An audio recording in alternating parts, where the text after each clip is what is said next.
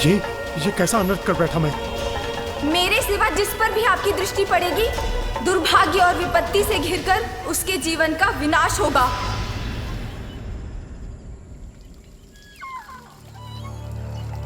अरे, कहाँ गया?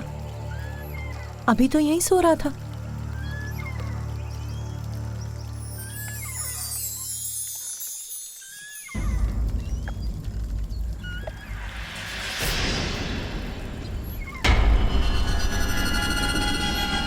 कौन है जो गुप्त रूप से रात्रि में यहाँ आकर मेरे पुत्र को निहार रहा है?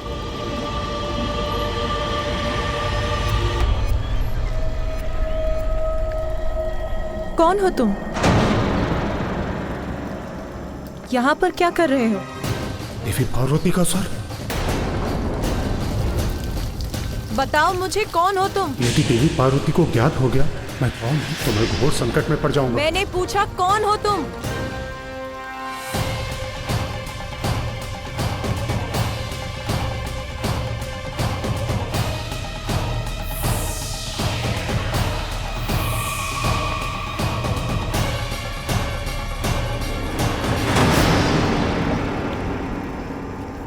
शनिदेव।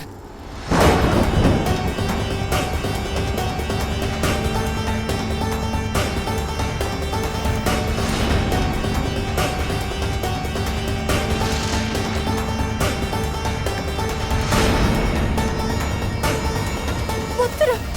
माँ।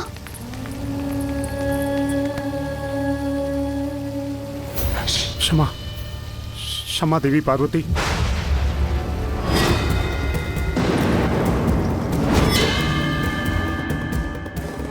किसकी अनुमति से प्रवेश किया यहाँ आपने? किसकी?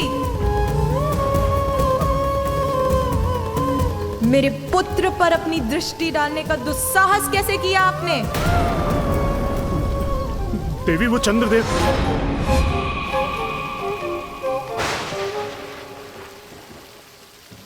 चंद्रदेव?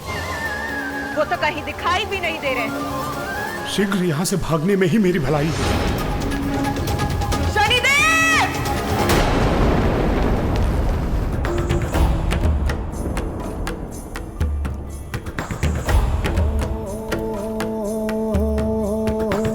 कुसुम कली है, खिली खिली है, सुंदर छैल छबीली, गौरांगी माधुर सजीली, कामिनी नार नवेली, रंग रंगीले होठ रसीले में बड़े कजरारे, एक झलक जो देखे कोई तन मन जीवन हारे।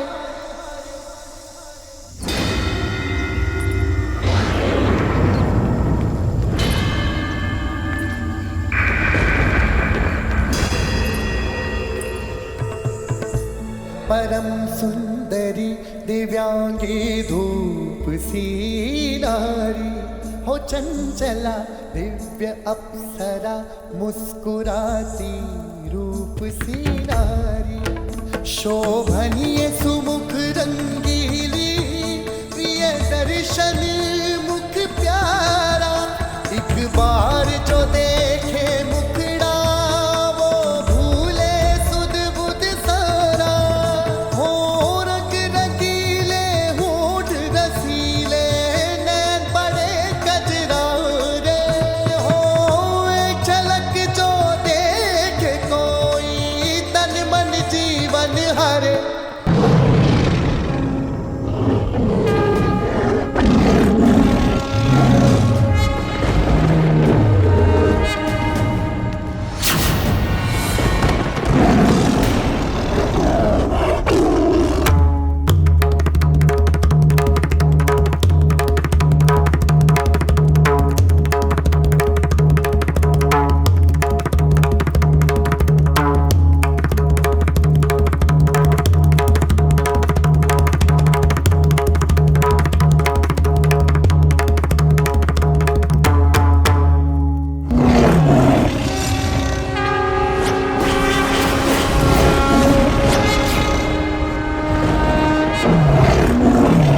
देवी पार्वती माता दुर्गा के रूप में।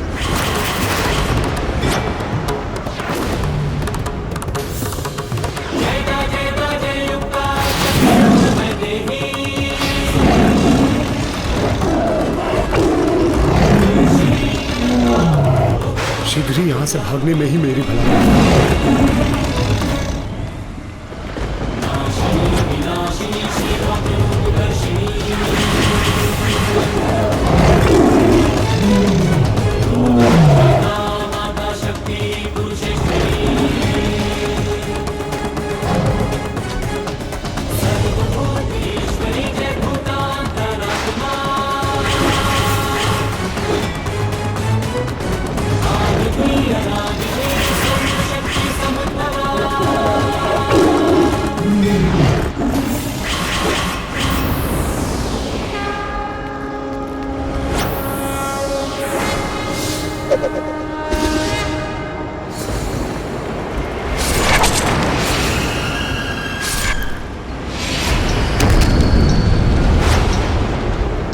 तुम्हारे संगीत से महिषासुर पुत्र गजासुर अत्यंत प्रसन्न हुआ। मांगो जो चाहते हो त्रिलोक विजेता से, जो मांगोगे वो पाओगे। वचन देता हूं।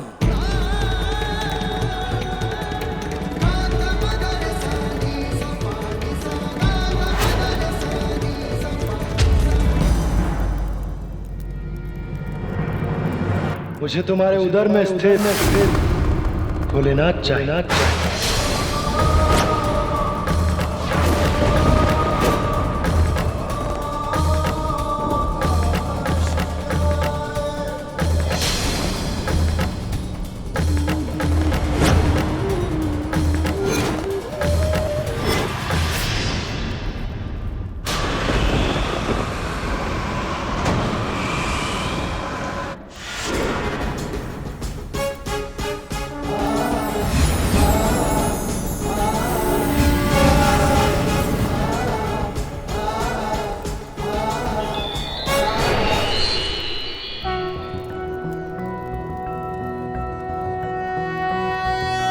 नारायणं गदाध्यक्षं गोविन्दं कीर्तिभाजनं गोवर्धनोद्धरं देवं भूधरं भुवनेश्वरम्।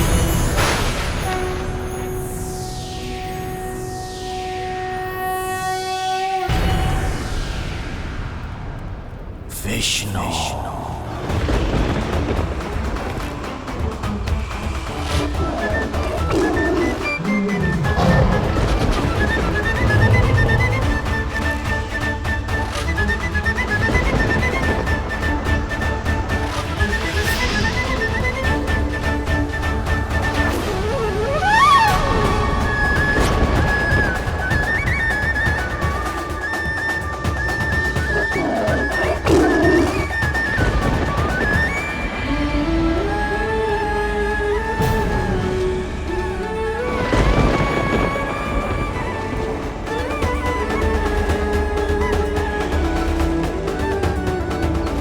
मेरे पुत्र का कोमल हृदय मेरे इस विकराल रूप से विचलित हो रहा है।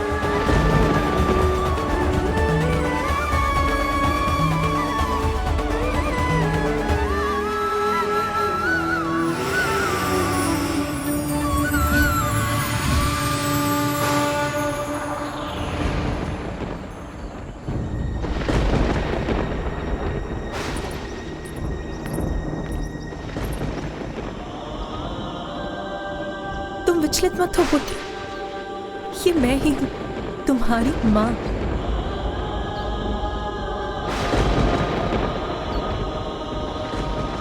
तुम्हें स्मरण है ना पुत्र, तुमने कहा था तुम सदैव मेरी रक्षा करोगे। उसी प्रकार तुम भी स्मरण रखो कि मैं तुम्हारी मां सदैव तुम्हारी रक्षा करूंगी।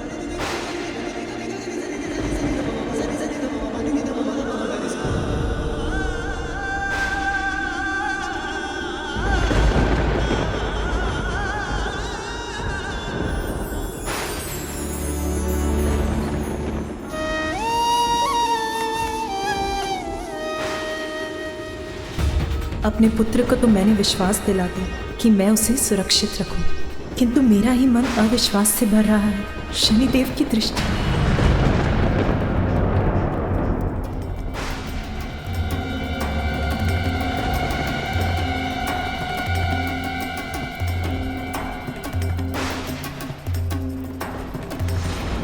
वर्षों के कठोर तप के पश्चात भोलेनाथ को प्रसन्न कर उन्हें अपने उदर में स्थित किया है मैंने। पर तुम चाहते हो कि मैं उन्हें लौटा दूं? कदापि नहीं। भोलेनाथ मेरे उदर में सुरक्षित है, तुम उनकी चिंता छोड़ दो। जाओ यहां से।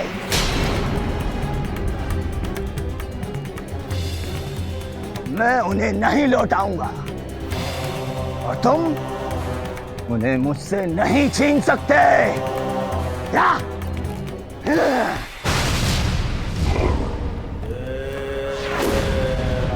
अपने वचन का मान रखो गजासुर।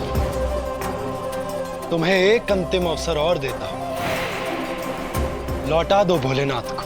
जाओ जाओ। नहीं लौटाता। मेरे उधर से निकाल कर ले जा सकते हो उन्हें।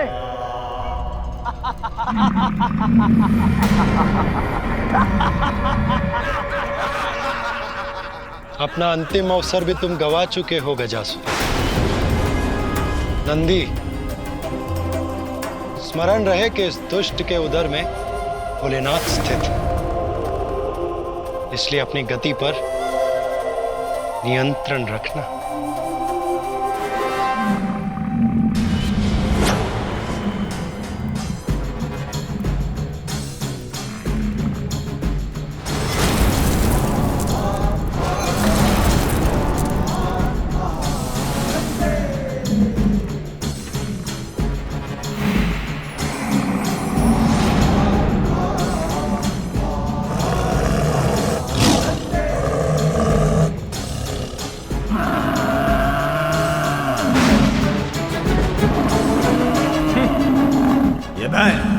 मुझ पर वार करेगा। ये बैल कितनी भी हुंकार भर ले, कितने भी वेग से मुझ पर वार कर ले, किंतु जब तक महादेव मेरे उदर में है मेरा कोई अहित नहीं कर सकता। मैं इसे उलझाता हूं, आनंद आएगा।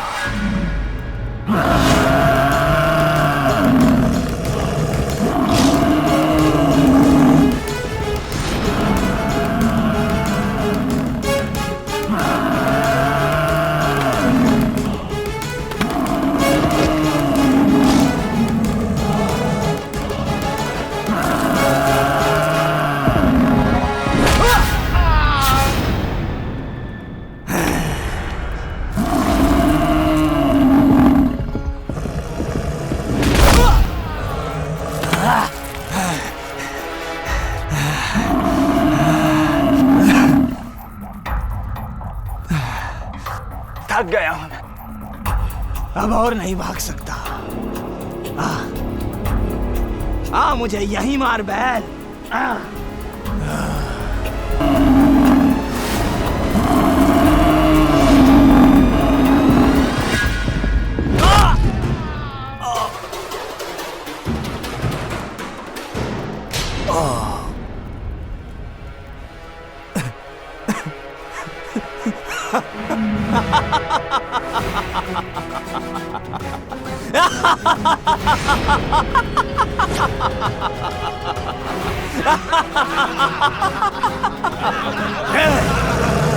देखो मुझे विष्णु, मैं इसी पाताल लोक में हूं, सुरक्षित हूं।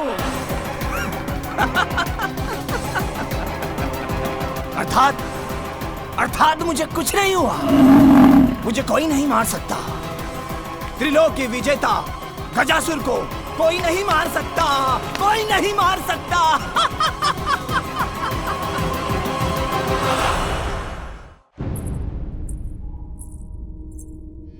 माँ, आप चिंतित क्यों हैं माँ? नहीं। आइए।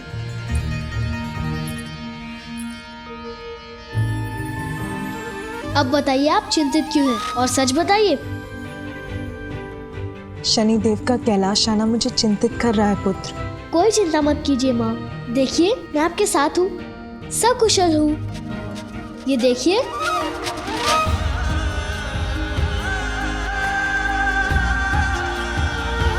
हाँ पुत्र, ऐसा न कोई जन्मा है न कोई जन्मेगा जो तुम्हें हानि पहुंचा सके।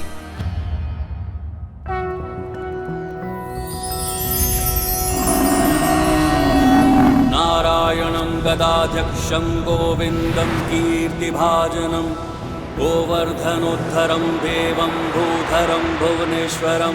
मूर्ख बैल, मैंने कहा था ना, कोई मेरा अहित नहीं कर सकता, तुम भी नहीं। हाँ, तेरे समक्ष खड़ा हूं मैं। हाँ।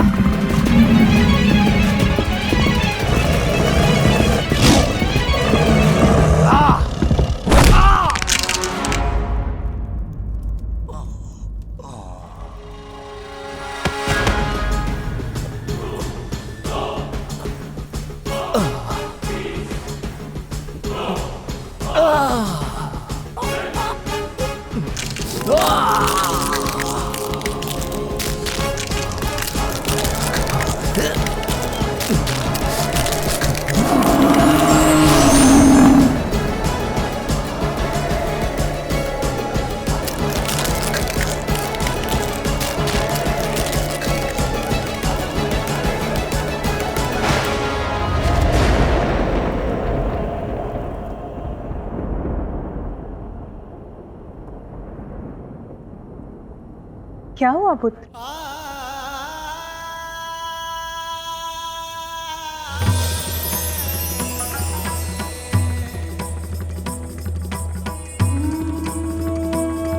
ऐसा दिव्य प्रकाश सर्वत्र फैल रहा है, अर्थात महादेव कैलाश लौट रहे हैं। मेरे प्रभु कैलाश लौट रहे हैं।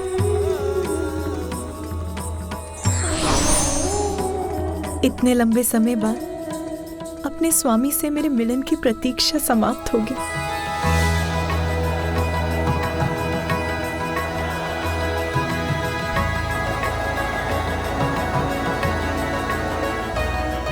ये लीजिए देवी पार्वती, इस लेप से मंगल स्नान कीजिए और श्रृंगार कर अपने स्वामी की प्रतीक्षा कीजिए।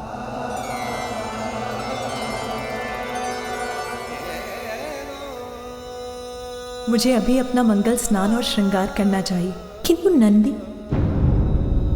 और अन्य गण तो महादेव को लेने गए, तो यहाँ द्वार की रक्षा कौन करेगा?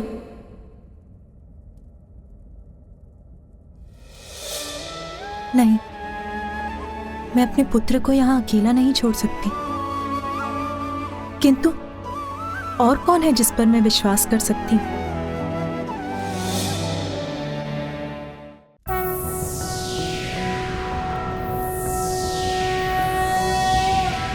शिवो महेश्वरः शम्भुः पिनाकी शशिशेखरः वामदेवो विरूपाक्षः कपर्दिनीललोहितः शङ्करशूलपाणिश्च खट्वाङ्गी विष्णुवल्लभः शिपिविष्टो अम्बिकानाथः श्रीकण्ठो भक्तवत्सलः।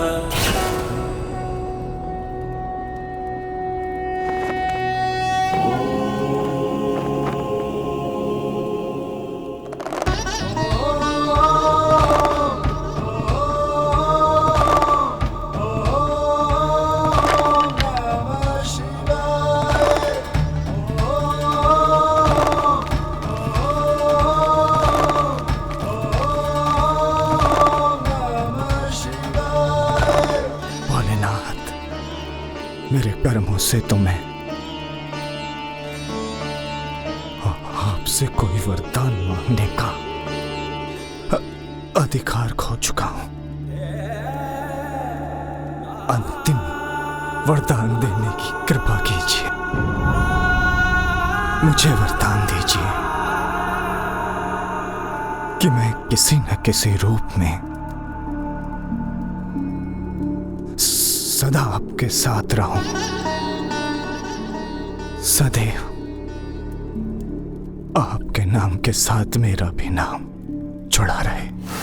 दंड तो मिल गया गजासुर, किंतु तुम भक्त हो मेरे, इसलिए मैं तुम्हें यह वरदान अवश्य दूंगा।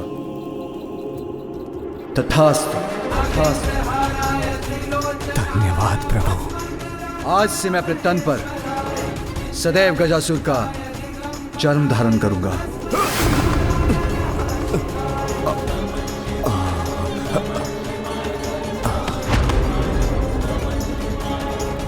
अब आपके कैलाश जाने का समय हो गया है।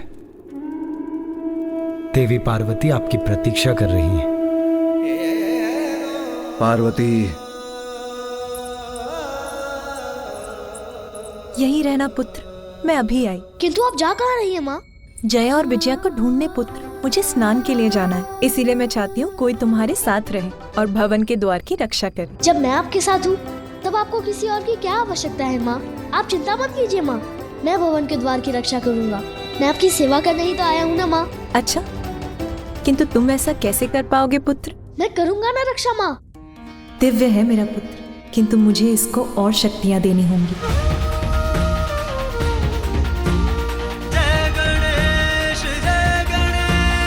मैं आपकी सेवा करने ही तो आया हूँ ना माँ। अच्छा, किंतु आप ऐसा कैसे कर पाओगे पुत्र? मैं करूँगा ना रक्षा माँ। दिव्य है मेरा पुत्र, किंतु मुझे इसको और शक्तियाँ देनी होंगी। माँ, मेरा विश्वास कीजिए, मैं आपकी रक्षा करने में सक्षम हूँ। हाँ पुत्र, किंतु फिर भी मैं आपको कुछ और ज्ञान भी देना चाहती हूँ।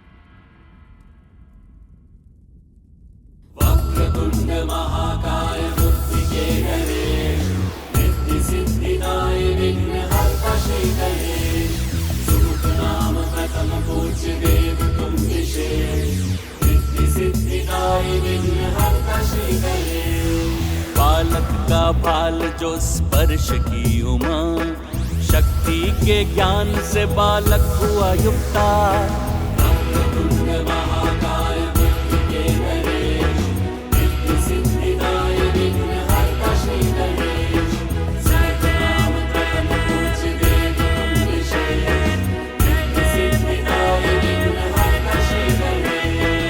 माँ, अब मैं आपकी रक्षा के लिए पूर्णतः तैयार हूँ।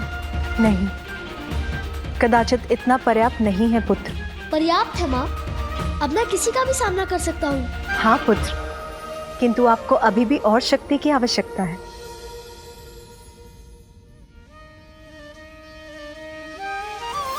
अद्भुत बालक परमा प्रेम लुटाती, प्रथम देवता जग में उसे बनाती।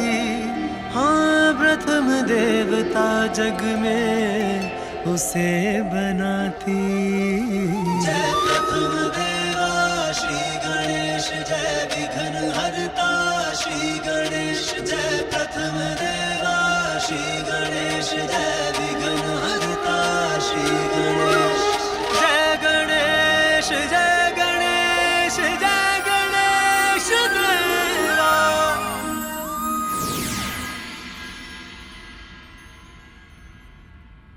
पुत्र,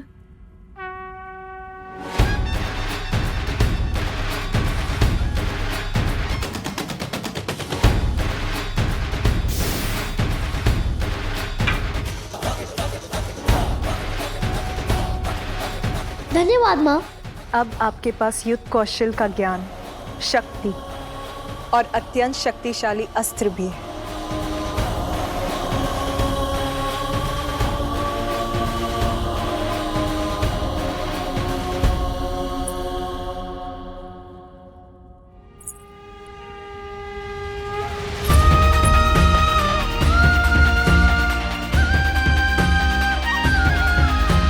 पुत्र, मैं स्नान करने जा रही हूँ, स्मरण रहे, किसी को भी भीतर मत आने देना। मैं वचन देता हूँ माँ, किसी को भी भीतर आने नहीं दूंगा।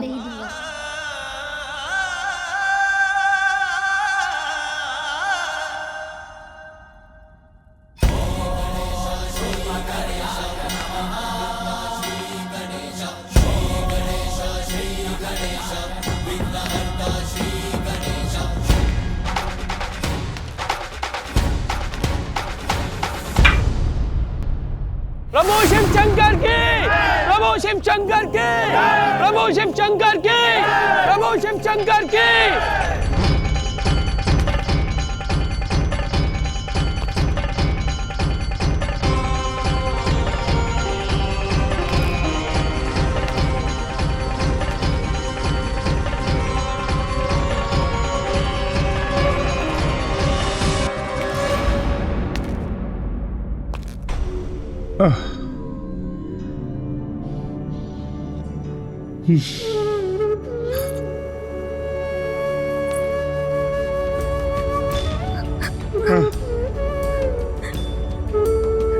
अब और विलाप करने से क्या लाभ प्रिय ध्वजनी?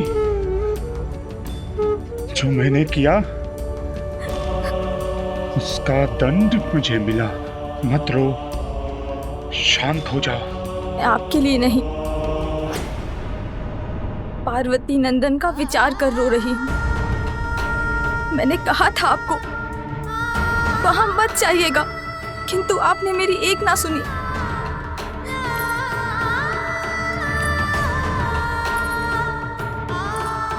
आपकी दृष्टि से उस बालक को होने वाले अनिष्ट की कल्पना ही मुझे व्यथित कर रही है।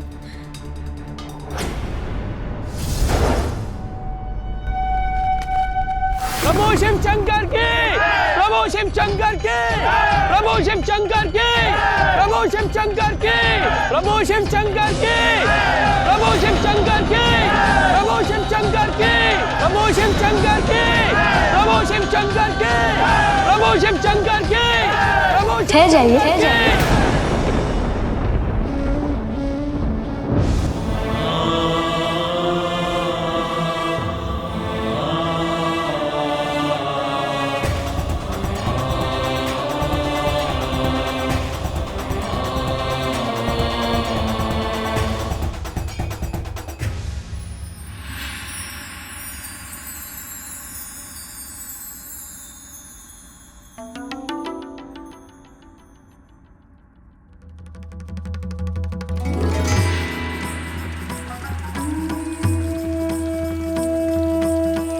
आज तो तुम्हारे मुख और नेत्रों में अद्भुत आभा है। कौन से विचार घुमड़ रहे हैं तुम्हारे मन में? विचार घुमड़ नहीं रहे, शांत हो रहे हैं। आज मैं अत्यंत प्रसन्न और संतुष्ट हूँ। ठहर जाइए, कदाचित आपने ध्यान से नहीं सुना। किसी को भी भीतर जाने की अनुमति नहीं है। यहाँ तक आए हैं, ये तो बताइए, है कौन आप?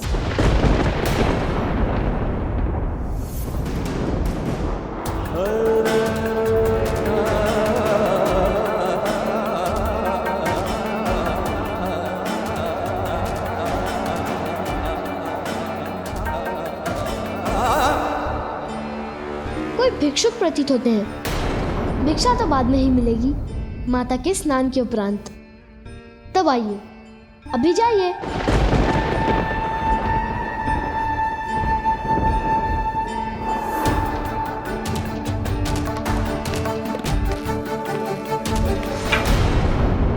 सुना नहीं आपने? जाइए अभी।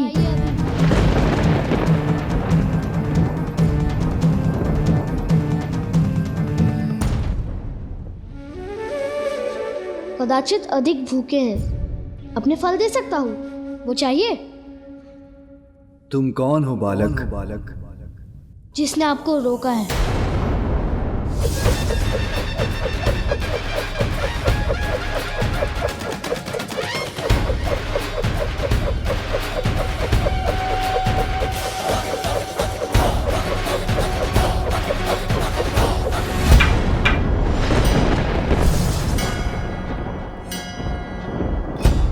रक्षक हूँ यहाँ का, रक्षक हूँ यहाँ का, रक्षक हूँ यहाँ का, रक्षक हूँ यहाँ का।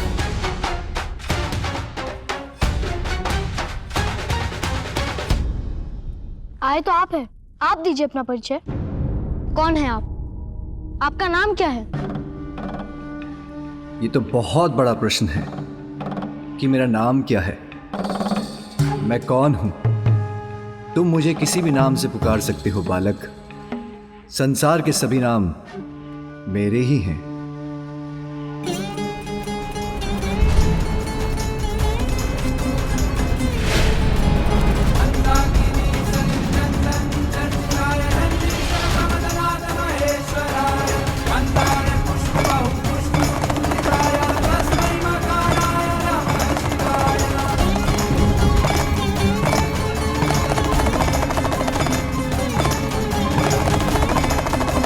कैसी विचित्र ध्वनि है ये।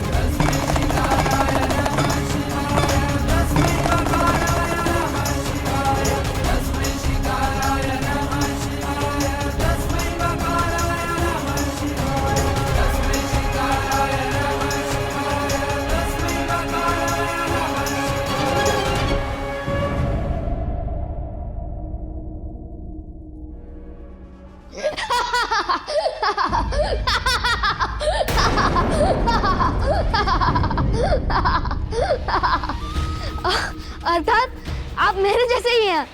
अब तक मेरी माँ ने भी मुझे कोई नाम नहीं दिया है।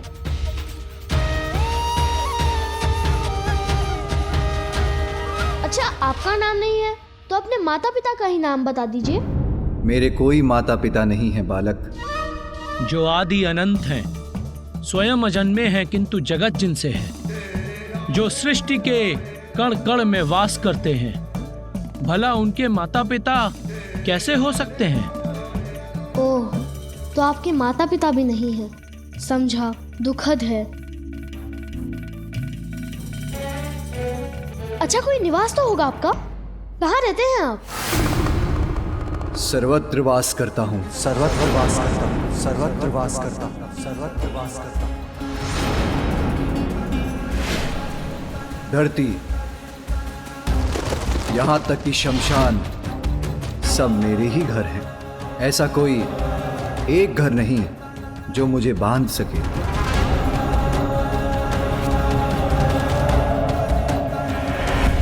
यही समझ लो, मैं सर्वत्र हूं और कहीं भी नहीं।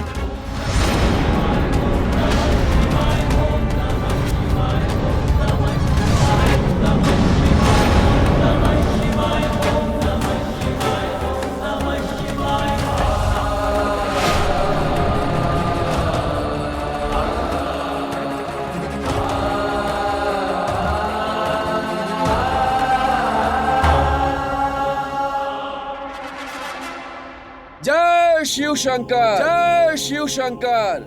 बालक समझकर मुझे अपनी गोल गोल बातों में भ्रमित करने का प्रयास कर रहे हैं। सीधे सीधे कहिए ना कि आपका कोई घर नहीं, अर्थात भिक्षुक भी नहीं। आप तो कोई भैरूपिया ही लगते हैं। बस बहुत हुआ बालक। जो संसार को सब कुछ देते हैं, उन्हीं को कभी तुम भिक्षुक, कभी बहरूपिया बुला रहे हो। ये देते हैं संसार को। बालक अवश्य हूं, किंतु मूर्ख नहीं कि जो आपने कहा वो मैं मान लूं। वस्त्र के स्थान पर पशु चर्म से अपना तन ढकते हैं। रहने के लिए कोई घर नहीं। नाम पूछो तो कहते हैं सभी नाम मेरे हैं।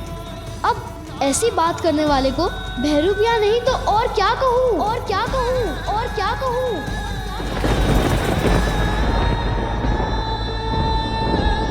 एक बार किसी जलाशय में स्वयं को झांक कर देखिए। भिक्षुक या भैरूपिया ही प्रतीत होते हैं।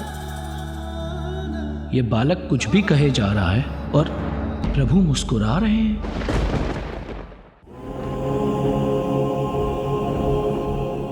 इतनी घनी जटाएं हैं आपकी, कभी केश नहीं सवारे क्या? बालक, प्रभु की जटाओं का अर्थ भी जानते हो? मेरे प्रभु। सखी, कुछ तो कहिए, किसके विचारों में डूबी हैं आप? मैं उनके विचारों में मग्न हूँ जिनका शीश घनी जटाओं से सुशोभित है।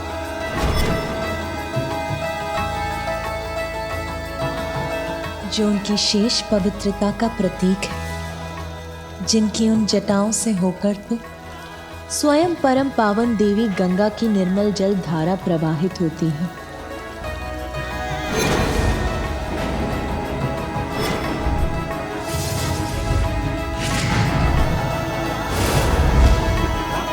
आपका तो सभी कुछ विचित्र है। और ये मस्तक पर तीसरा नेत्र क्यों है? देखने के लिए दो नेत्र कम पड़ गए थे क्या?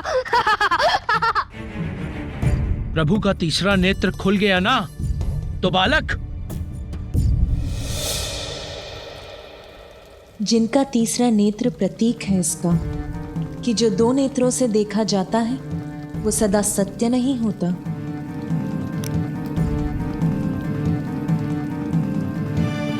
जीवन के परम सत्य को ज्ञात करने के लिए तो अंतरात्मा की सूक्ष्म दृष्टि की आवश्यकता होती है। वही सूक्ष्म दृष्टि तो प्रदान करता है तीसरा नेत्र।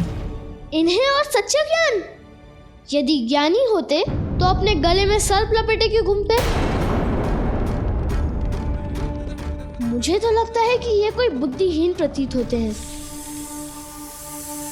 जिनके तन पर लिपटा सर्प उनकी कुंडलिनी शक्ति के जागृत होने का प्रतीक है। वो जो चेतना से परिपूर्ण है और सर्प को अपने तन पर अपनाकर ये संदेश भी देते हैं कि बुरे की बुराई का अंत भी प्रेम से किया जा सकता है। विषधर को भी यदि हृदय से अपनाओ तो वो भी सच्चा साथी बन जाता है। और तन पर ये पशु चर्म क्यों धारण कर रखी है?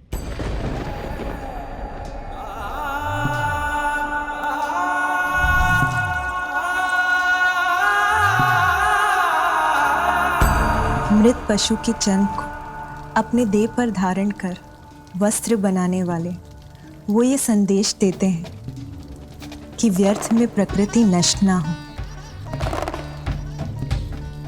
प्रकृति का सम्मान हो, उससे जुड़ाव रहे। मृत शत्रु के चर्म को धारण करना तो उसका भी सम्मान है।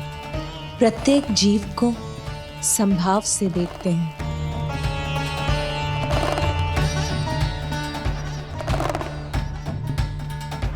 आपका तो ये अस्त्र और उस पर लटका ये वाद्य यंत्र दोनों ही विचित्र है। क्या यंत्र है ये? डमरू। डमरू।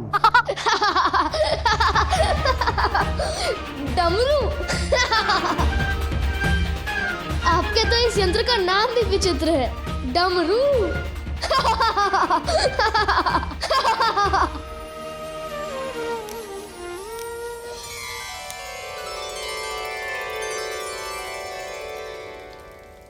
उनका त्रिशूल सहार का प्रतीक है और इसका भी कि उनका तमो, राजस और सात्विक तीनों गुणों पर पूर्ण नियंत्रण। उनके डमरू का आकार तो अनंत का ही स्वरूप है, जिनके नाद से ब्रह्मांड का, ब्रह्म अक्षर का, स्वर का व्यंजन और समस्त संसार का जन्म हुआ है।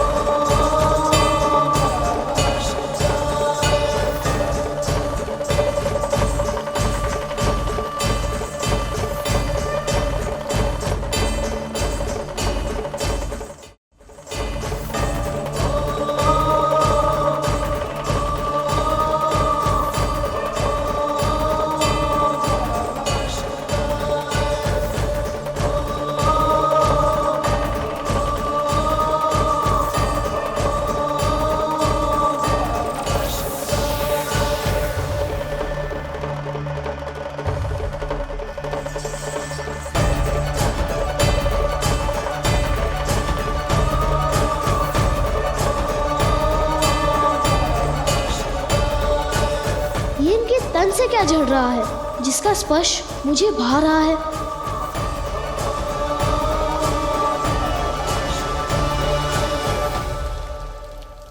उनके तन पर भस्म का भी गूढ़ रहस्य है।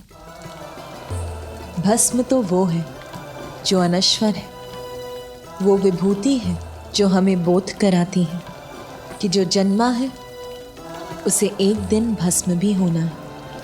और भस्म होने के साथ नश्वरता का भी अंत होता है। इसीलिए भस्म ही वास्तविक ऐश्वर्य की प्रतीक है।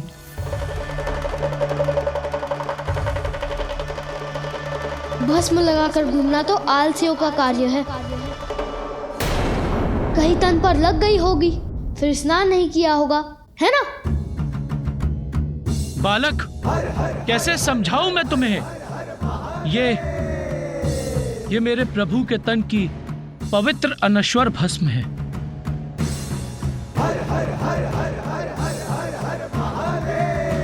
अच्छा बालक, बहुत हुआ वार्तालाप, हमें भीतर जाने दो। जाने दूं?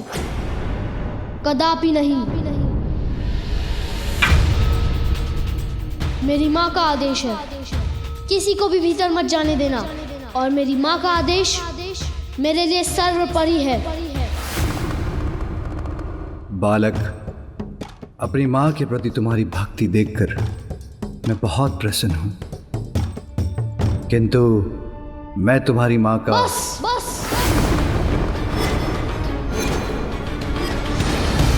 बस भिक्षुक, बस। अब मैं आपके मुख से एक भी शब्द नहीं सुनना चाहता। मैंने जो कह दिया सो कह दिया। किसी को भी भीतर जाने की अनुमति नहीं है। बालक, तुम हमें नहीं जाने दोगे तो हम बलपूर्वक जाएंगे।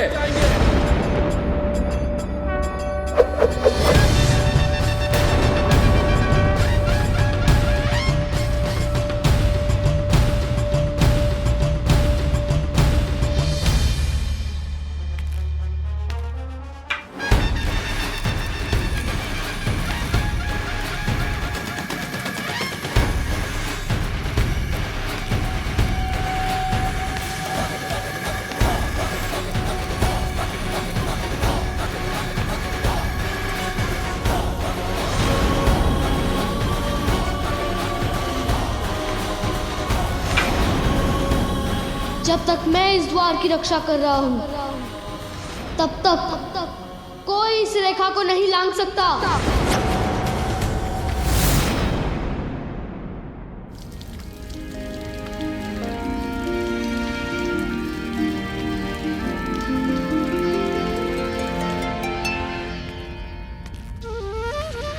अपनी माँ का पुत्र हूँ। बलपूर्वक जाने का प्रयास करने वाले को बलपूर्वक यहीं रोक दूंगा। प्रतीत होता है प्रभु अब इस बालक को इसके हठ के लिए अवश्य दंडित करेंगे।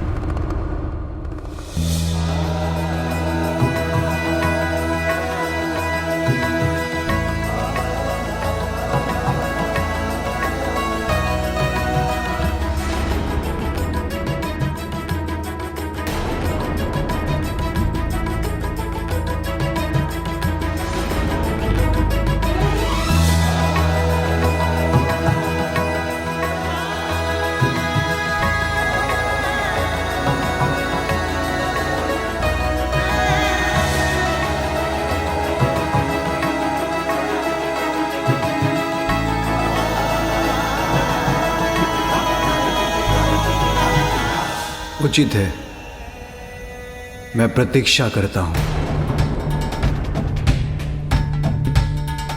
प्रभु ने दंडित नहीं किया इस बालक को, इसका कहा स्वीकार लिया, क्यों?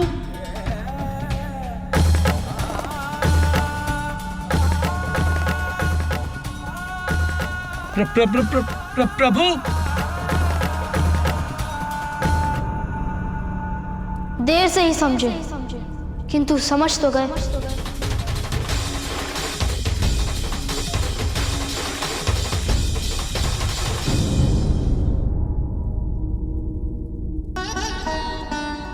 तुम जाओ, बात करो।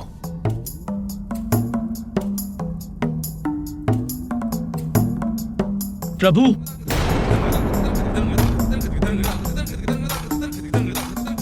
क्षमा करें प्रभु, किंतु मैं और अन्य सभी गण इस बात से चकित हैं कि एक बालक के कहने से आप अपने ही भवन में जाने से रुक गए।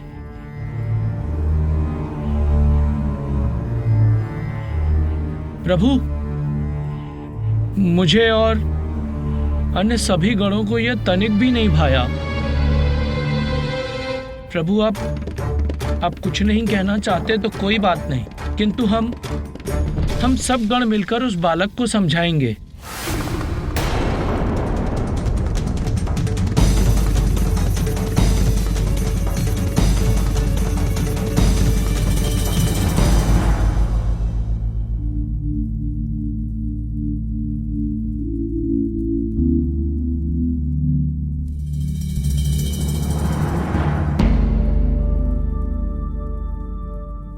इस बालक को तो अब मैं समझाऊंगा।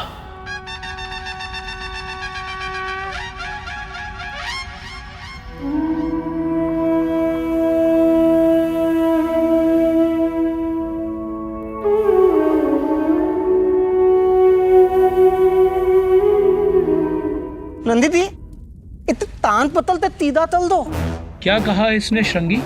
नंदी ये कह रहा है कि इसके कान पकड़ के सीधा कर दो। अरे नहीं नहीं, बालक है वो, और बालक के साथ इस प्रकार का व्यवहार नहीं किया जाता। हम उसे एक और अवसर देते हैं। हठी का हट तोड़ने के लिए साम दाम दंड भेद का प्रयोग किया जाता है। पहले मैं साम दाम और भेद का प्रयोग करूंगा। और दंड के लिए मैं हूं ही। अरे नहीं नहीं, उसकी आवश्यकता नहीं पड़ेगी। आप देखिए मैं कितनी सहजता के साथ इस बालक को मना लूंगा।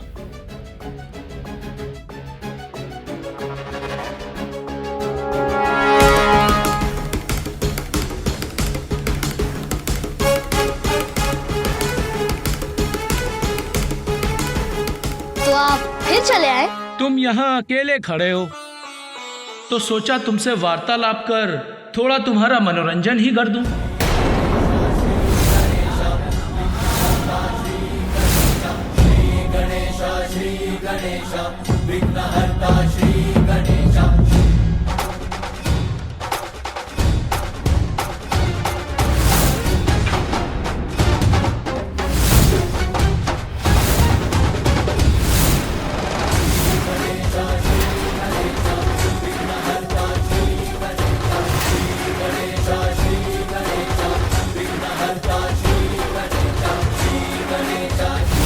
जब तक मैं इस द्वार का रक्षक हूँ, मैं मेरी माता की आज्ञा का पालन करूंगा। सतर्क रहना होगा मुझे, ताकि कोई भी छल एवं बल से भीतर ना प्रवेश कर पाए।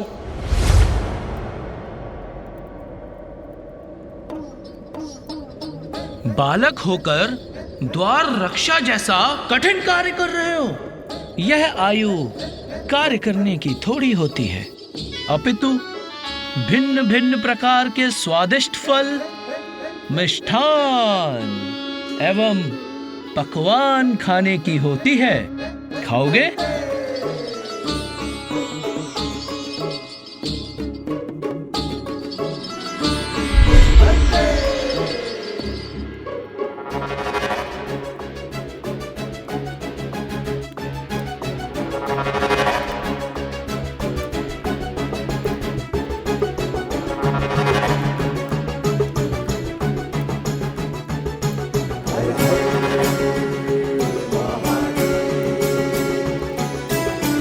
लो, खाओ, संकोच मत करो।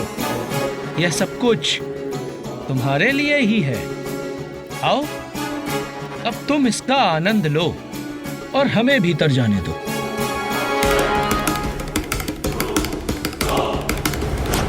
पुत्र, स्मरण रहे, किसी को भी भीतर मत आने देना। द्वार रक्षक के रूप में यहाँ खड़े रहने का जो वचन मैंने माता को दिया है, उसके समक्ष ये वस्तुएं तुच्छ हैं।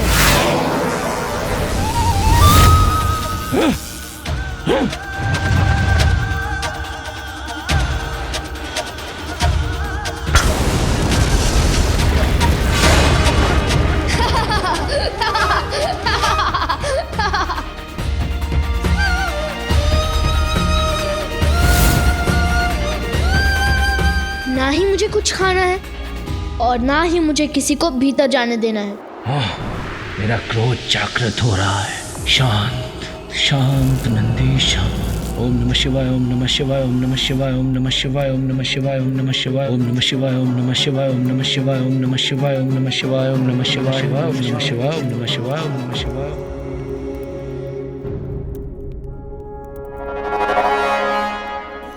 खाना नहीं है तो मत खाओ, किंतु मनोरंजन का आनंद तो ले ही सकते हो, उसमें तो कोई मनाही नहीं। ऊपर देखो,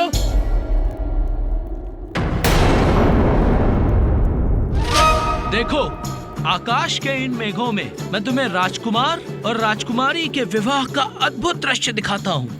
तुम्हें अवश्य आनंद आएगा। ये देखो।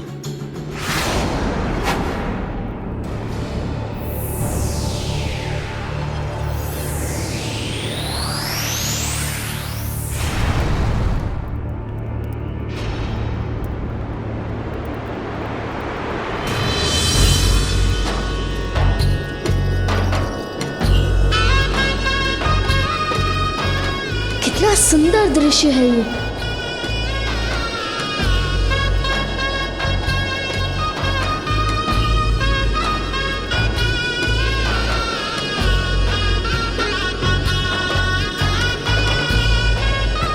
तुम यहाँ ये मनोहर दृश्य देखते रहो बालक, जब तक तुम्हारा मन करे। बस अब हमें भीतर जाने दो।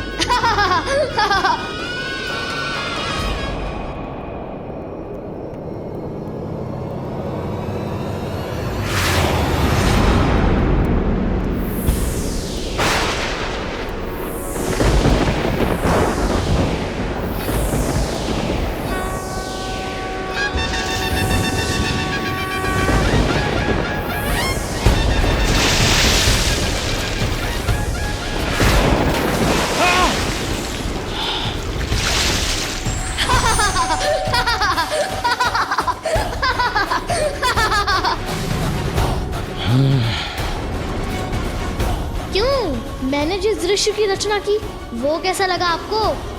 आनंद आया? आनंद तो आया ही होगा।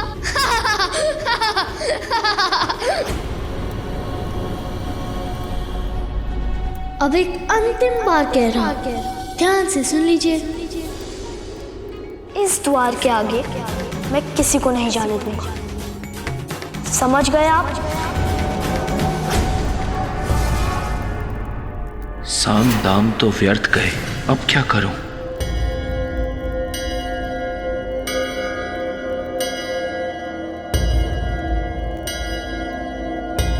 दंड।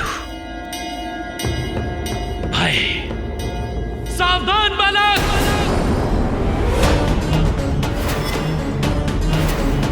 हमारे स्वामी को जानते नहीं हो तुम? वो देवों के देव, देवाधिदेव हैं और उनका क्रोध अत्यंत भयंकर है तो हुआ करे, मुझे कैसा भय? भय करो बालक, भय करो, क्योंकि ये वो प्रभु शिव शंकर हैं जिन्होंने सृष्टि के रचयिता ब्रह्मदेव जी को भी उनके अहंकार के लिए दंडित किया था। मैं ही सृष्टि रचयिता हूँ, मैं ही स्वयंभू ईश्वर हूँ, त्रिमूर्ति में सर्वश्रेष्ठ हूँ। ब्रह्मदेव, ये आप नहीं, अभी तो आपका अहंकार बोल रहा है। मैं सर्वज्ञाता हूँ, इसलिए मैं ही श्रेष्ठ हूँ। यदि ऐसा है तो आप इस स्तंभ के आरंभ और अंत को तो सरलता से ढूंढ ही लेंगे। ब्रह्मदेव,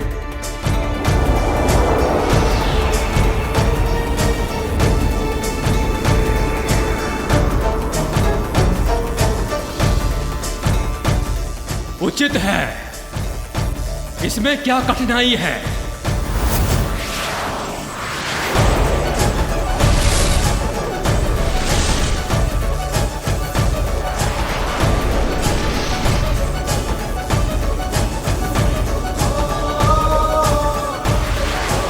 इस स्तंभ का आकार तो अनंत है, इसके आरंभ और अंत का स्रोत तो मैं किसी भी प्रकार से ज्ञात करने में असमर्थ हूं। मैंने स्तंभ का अंत ढूंढ लिया है। सत्य कह रहे हैं, इसका अंत ढूंढ लिया आपने? मुझ पर संदेह? मैंने जो कह दिया वही सत्य है। मैं ब्रह्मा हूं, मैं ही परम ब्रह्म हूं। तुम कौन हो?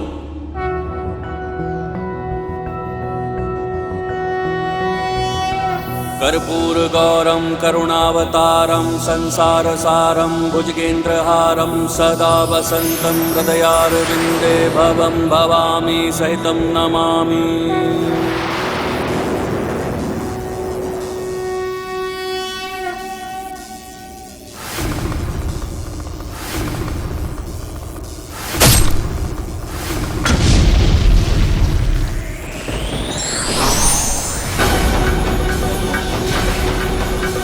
मैं वो हूँ जो अहंकार को अपना आहार बनाता है। सृष्टि के जनक को इतना अहंकार शोभा नहीं देता ब्रह्मदेव।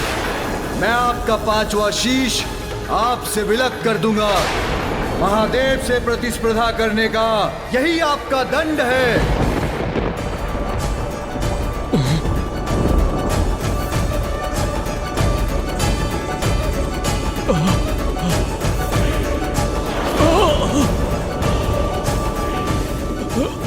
अब समझे कैसा होता है मेरे प्रभु शिव शंकर का क्रोध। अब समझे कैसा होता है मेरे प्रभु शिव शंकर का क्रोध। बालक हो तुम, इसीलिए अभी तक हमारे प्रभु शिव शंकर और हम सबके क्रोध से सुरक्षित हो। पहचानो उन्हें, ये वही प्रभु शिव शंकर हैं जिन्होंने गंगा मैया की प्रचंड और पावन जलधारा को अपनी जटाओं में समाहित किया था।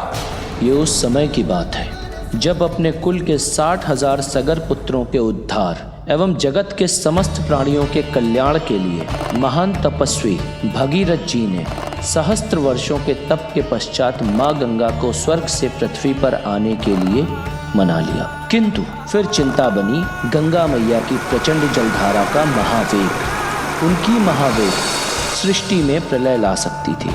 इसीलिए भगीरथ जी ने घोर तप कर प्रभु शिव शंकर को प्रसन्न किया और उनसे गंगा मैया की प्रचंड जलधारा के महावेग को संभालने की विनती की। देवी गंगा, मैं आपके वेग को संभालने के लिए प्रस्तुत हूँ। निश्चिंत होकर पृथ्वी पर आइए।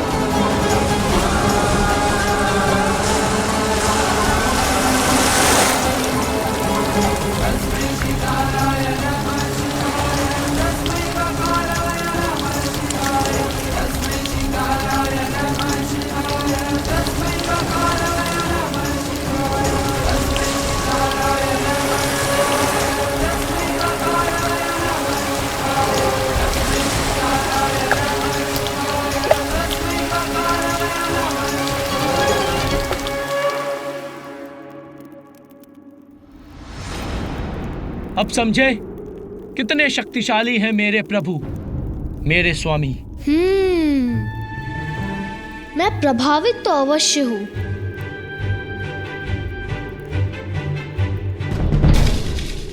किंतु इतना भी नहीं कि मैं अपनी माँ की आज्ञा के विपरीत किसी को भी भीतर जाने दूं, चाहे वो कोई भी हो, चाहे वो कोई भी हो।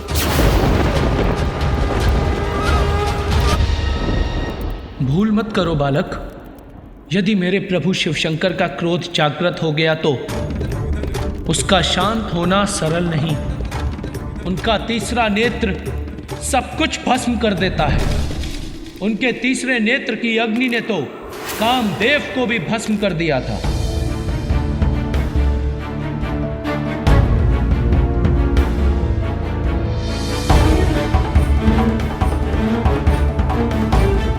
मुझे क्षमा करें प्रभु, मैं देवराज इंद्र के आदेश के आगे विवश हूं। मुझे आपका ध्यान भंग करना ही होगा।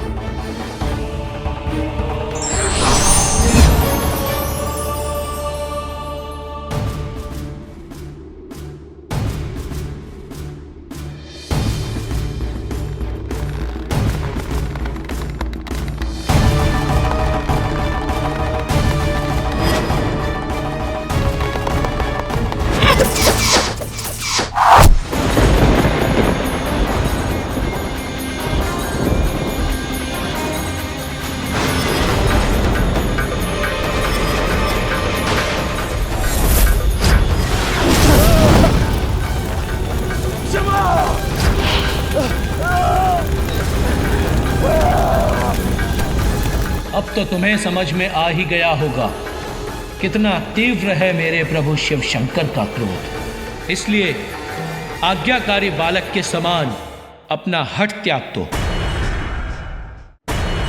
नंदी, क्या हुआ तुम्हारे साम दाम भेद? मैंने पहले ताता ते तान पतल ते तीदा तल दो, पर नंदी दी मैंने तुम ते ताए। श्रृंगी जी, इस बालक को समझाने में समय नष्ट हो रहा है। हमें इस बालक को हटाकर आगे बढ़ना चाहिए। उचित है। हठी बालक, बहुत हुआ तुम्हारा हट। जानते भी हो प्रभु शिव शंकर कौन है? इस संपूर्ण जगत के पिता हैं, पिता। माँ को दिया वचन तो मैं किसी के लिए भी नहीं तोड़ सकता हूँ। अबोध बालक, प्रभु शिव शंकर से परिचित नहीं हो तुम। बालक हो इसलिए सुरक्षित हो। अन्य कोई होता तो उसे इस हट का अवश्य दंड देता। चेतावनी का स्वर मुझे मत सुनाइए, मैं किसी का ऊंचा स्वर सहन नहीं करता। और अब मेरी चेतावनी सुनिए, शांति पूर्वक लौट जाइए, अन्यथा आप सभी मेरे कोप के भागी होंगे। बस बालक,